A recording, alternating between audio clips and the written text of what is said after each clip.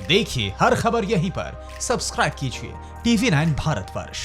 भगवान जगन्नाथपुरी धाम के मंदिर का झंडा फट गया और इसे अनहोनी की आशंका से जोड़कर देखा जा रहा है।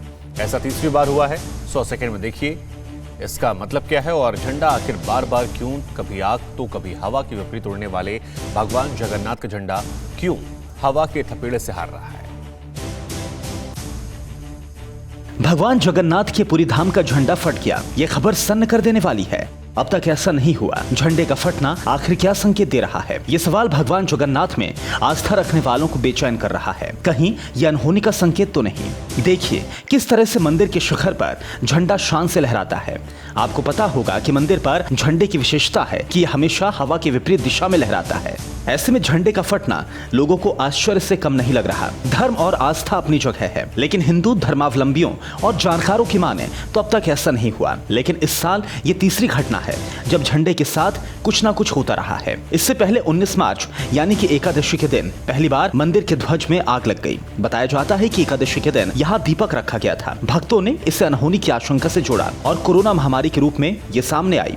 ठीक 2 महीने के बाद 18 मई को ही इसी साल अम्फान तूफान से पहले भी झंडा फट गया था। लोगों ने उस समय भी अनहोनी की आशंका जताई थी, जो कि सच हुई। अम्फान तूफान ने समुद्र से सटे इलाकों में भारी तबाही मचाई, जान माल की भारी क्षति हुई।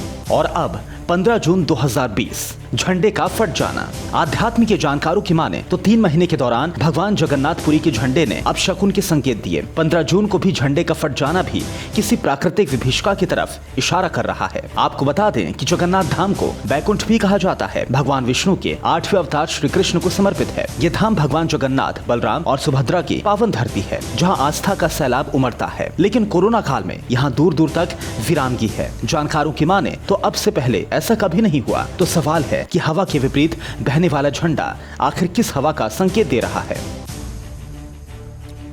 अड़ी सोमवार से शुक्रवार शाम 6 बजे सिर्फ TV9 भारतवर्ष पर।